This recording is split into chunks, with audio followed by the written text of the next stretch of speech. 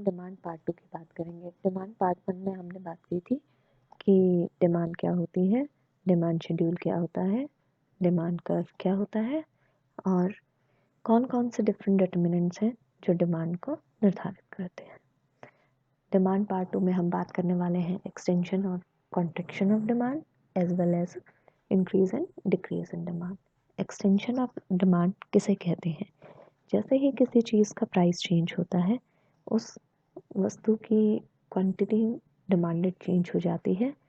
Extension में किसी भी चीज़ का प्राइस कम होगा तो क्वांटिटी डिमांडेड बढ़ जाती है, उसे हम एक्सटेंशन ऑफ डिमांड कहते हैं। इस टेबल के थ्रू हमने इस चीज़ को दिखाया है। पहले कॉलम में प्राइस, दूसरे में क्वांटिटी डिमांडेड, तीसरे में हमने इस फिनोमेना को डिस्क्राइब किया है। मान लीजिए किसी वस्तु का प्राइस 5 रुपये है, तो हम 1 किलो क्वांटिटी की डिमांड कर रहे हैं।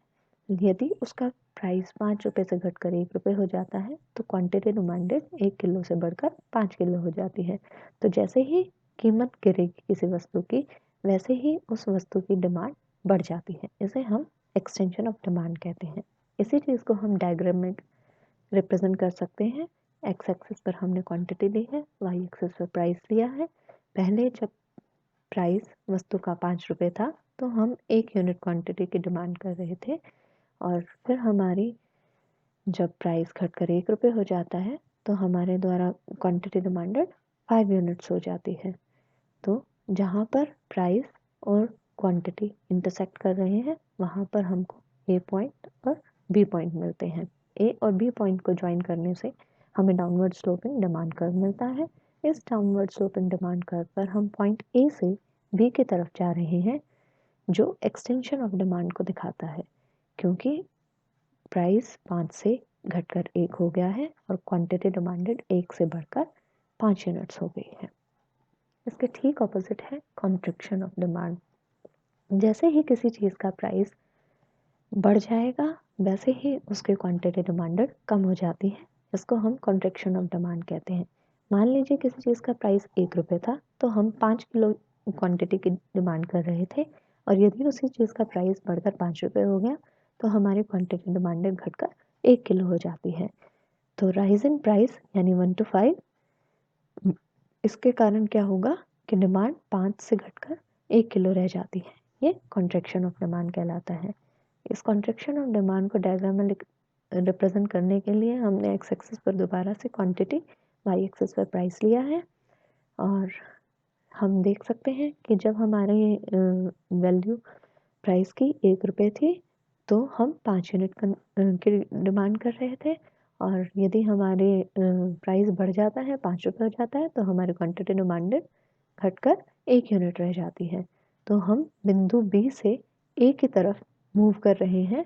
ये कॉन्ट्रैक्शन ऑफ डिमांड कहलाता है कि जैसे ही हमारा मूल्य बढ़ेगा वैसे ही क्वांटिटी डिमांडेड कम हो जाएगी। दूसरा है इंक्रीज और decrease in demand. Increase in demand मतलब किसी भी चीज़ में के प्राइस को छोड़कर अन्य किसी भी तत्व में परिवर्तन होने के कारण यदि डिमांड बढ़ती है तो उसे इंक्रीज इन डिमांड कहते हैं। और इंक्रीज इन डिमांड कौन कौन से तत्वों के कारण हो सकते हैं? पहली चीज़ है इंक्रीज इन इनकम। यदि किसी कंज्यूमर की इनकम बढ़ जाती है तो कंज्यूमर पहले से ज़्यादा कंज्यूम करेगा, इसीलिए डिमांड बढ़ जाएगी। Rise in price of substitute goods. Substitute goods way goods होते हैं जो एक स्थान पर दूसरे को पूर्णतः हम प्रयोग कर सकते हैं, जैसे पेप्सी और कोक। ऐसे में यदि पेप्सी के प्राइसेस बढ़ जाते हैं तो पेप्सी की डिमांड कम हो जाएगी और उसके सब्सटीट्यूट गुड कोक की डिमांड बढ़ जाएगी। तो एक चीज़ के प्राइस के बढ़ने के कारण किसी दूसरी वस्तु की डिमांड बढ़ जाती है। Fall in price of complementary goods. जैसे ही किसी एक वस्तु का प्राइस फॉल होगा उसके कारण दूसरे की डिमांड ऑटोमेटिकली बढ़ जाएगी। कॉम्प्लीमेंट्री गुड्स कौन से गुड्स? वे गुड्स जो एक दूसरे के साथ मिलकर प्रयोग होते हैं, पूरक वस्तुएं इन्हें कहते हैं हम, जैसे कार और पेट्रोल। यदि मान लीजिए कार के प्राइसेस कम हो जाएंगे तो ज़्यादा इंसान कार खरीदेंगे, कार चलाएंगे तो ज़्यादा पेट्रोल की डिमांड होगी। तो कार के प्राइसेस में फॉल होने के कारण पेट्रोल की डिमांड बढ़ जाती है। Favourable changes in taste and preferences. यदि कंज्यूमर के किस्म का टेस्ट किसी भी प्रोडक्ट के लिए फेवर में आ जाता है, यानी कंज्यूमर को वो प्रोडक्ट पसंद आने लगता है, तो कंज्यूमर उस प्रोडक्ट को ज़्यादा कंज्यूम करेगा और इसी के कारण उस प्रोडक्ट की डिमांड बढ़ जाएगी। Expectation of rise in price. अगर कंज्यूमर को लगता है कि फ्यूचर में उस वस्तु का प्राइस बढ़ जाएगा, तो कंज्यूमर पहले से ही उस वस्तु को अधिक खरीदने लग जाता है, स्टोर करके रखता है, जिसके कारण उस वस्तु की डिमांड बढ़ जाती है। Increase in population. यदि हमारे देश में या हमारे एरिया में कहीं भी पॉपुलेशन बढ़ेगी तो कंज्यूमर ज़्यादा होंगे, ज़्यादा कंज्यूमर होंगे तो डिमांड भी ज़्यादा होगी। इसी चीज़ को हम डायग्राम में रिप्रेजेंट कर रहे हैं। यहाँ एक्स एक्सिस पर हमने क्वांटिटी ली है, वाई एक्सिस पर हमने प्राइस लिया है। यहाँ हम कहते हैं कि उस वस्तु के प्राइस में छोड़कर अन्य किसी भी तत्व में परिवर्तन होने के कारण यदि मांग बढ़ती है तो उसको इंक्रीज इन डिमांड कहते हैं।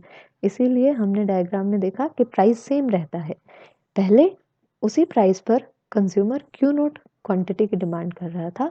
अब मान लीजिए इनकम चेंज हो गई, कंज्यूमर की इनकम बढ़ गई, तो वस्तु का प्राइस तो पी नोट ही रहेगा, लेकिन कंज्यूमर क्यू नोट की बजाय अब ज़्यादा वस्तु की डिमांड करेगा क्यू वन की। तो ऐसे में उसका डिमांड कर्व आगे की तरफ शिफ्ट हो जाता है। इसे shift in the demand curve कहते हैं। जैसे डी से डी डैश चले जाना, तो ये एरो दिखाता है कि मांग बढ़ गई है, इंक्रीज हो गई है, प्राइस सेम है, अन्य किस तत्व में परिवर्तन होने के कारण अब कंज्यूमर ज़्यादा मांग करता है, तो इसे इंक्रीज इन डिमांड कहते हैं। इंक्रीज इन डिमांड और एक्सटेंशन इन डिमांड में अंतर होता है। किस तरीके से हम इसे स्पष्ट कर सकते हैं, डायग्राम में आप इसे बेहतर समझ सकेंगे।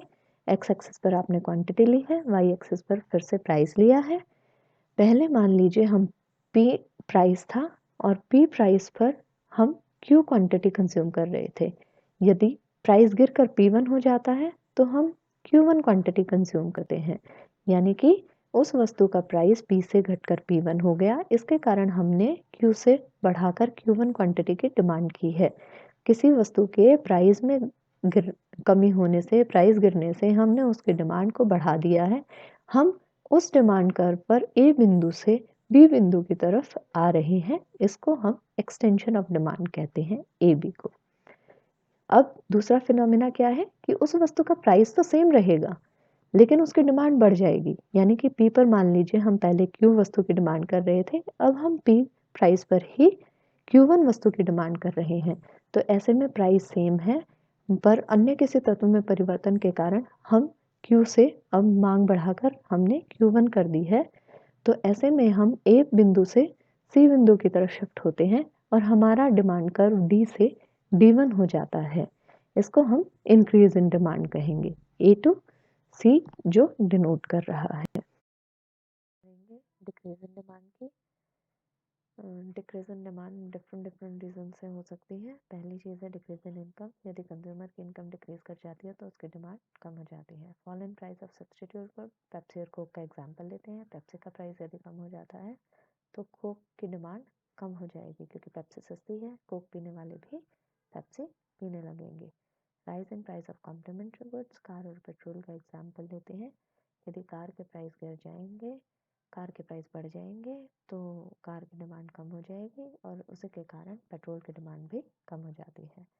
तो कार के प्राइसेस बढ़ने के कारण पेट्रोल की डिमांड कम हो जाएगी। Unfavourable changes in taste and preferences. यदि कंज्यूमर किसी चीज़ को कम पसंद करता है तो वो उसे कम कंज्यूम करेगा, जिसके कारण उस चीज़ की डिमांड डिक्रीज हो जाएगी। Expectation of fall in price. यदि कंज्यूमर को लगता है कि भविष्य में किसी चीज़ के प्राइस गिर जाएंगे, वो सस्ती हो जाएगी, तो कंज्यूमर आज उसके दिन उसकी डिमांड कम करेगा। Decrease in population. यदि किसी एरिया की पॉपुलेशन का साइज डिक्रीज होता है तो कंज्यूमर का सेगमेंट डिक्रीज हो जाता है और कंज्यूमर सेगमेंट डिक्रीज होने के कारण हमारी डिमांड डिक्रीज हो जाती है। ये वाई एक्सिस पर प्राइस लेकर चल रहे हैं, प्राइस वस्तु का सेम है और अन्य किसी तत्व में परिवर्तन के कारण हमारी डिमांड कम हो जाती है। मान लीजिए P1 प्राइस है, P1 प्राइस पर हम पहले Q1 क्वांटिटी कंज्यूम कर रहे थे, अब हम P1 प्राइस पर Q2 क्वांटिटी कंज्यूम कर रहे हैं। मान लीजिए कंज्यूमर की आय कम हो गई है तो कंज्यूमर ने अपनी क्वांटिटी डिमांडेड घटाकर Q1 से Q2 कर दी है। तो हम कह सकते हैं कि हम D1 से D2 की तरफ शिफ्ट हो गए हैं और ये जो चेंज आया है ये डिक्रीज इन डिमांड कहलाता है, जो प्राइस को छोड़कर अन्य किसी तत्व में परिवर्तन होने के कारण आता है। फिर हम बात करते हैं कि डिक्रीज इन डिमांड और कॉन्ट्रैक्शन इन डिमांड में क्या फ़र्क है। हम इस चीज़ को डायग्रामेटिकली एक्सप्लेन करेंगे। वही एक्स एक्सिस पर क्वांटिटी, वाई एक्सिस पर प्राइस। मान लीजिए पहले हमारे पास पी प्राइस था और उस पी प्राइस पर हम क्यू क्वांटिटी कंज्यूम कर रहे थे, लेकिन बाद में प्राइस बढ़कर P1 हो जाता है तो हम Q1 क्वांटिटी कंज्यूम कर रहे हैं। प्राइस जब P से बढ़कर P1 हो गया, हमारी क्वांटिटी Q से घटकर Q1 हो गई है। तो हम A बिंदु से B बिंदु की तरफ एक ही डिमांड कर्व पर मूव कर रहे हैं, A से B की तरफ। इसको हम कॉन्ट्रैक्शन इन डिमांड कहते हैं, जो प्राइस में चेंजेस होने के कारण आया है। दूसरी तरफ यदि प्राइस सेम है और पहले हम Q क्वांटिटी कंज्यूम करते हैं, बाद में हम Q1 क्वांटिटी कंज्यूम करते हैं, तो हम A बिंदु से C बिंदु की तरफ मूव करते हैं, जिसके कारण हमारा डिमांड कर्व D से शिफ्ट होकर D1 हो जाता है। इसको हम डिक्रीज इन डिमांड कहते हैं, जो प्राइस को छोड़कर अन्य किसी तत्व में परिवर्तन के कारण होता है। कॉन्ट्रैक्शन इन डिमांड या एक्सटेंशन इन डिमांड की जब हम बात करेंगे तो हम A से B या B से A एक ही डिमांड कर्व पर दो बिंदुओं के बीच ऊपर से नीचे या नीचे से ऊपर मूव करेंगे। लेकिन जब हम बात करेंगे डिक्रीज इन डिमांड या इंक्रीज इन डिमांड की, तो हमारा डिमांड कर्व नीचे की तरफ या ऊपर की तरफ शिफ्ट होगा। Thank you.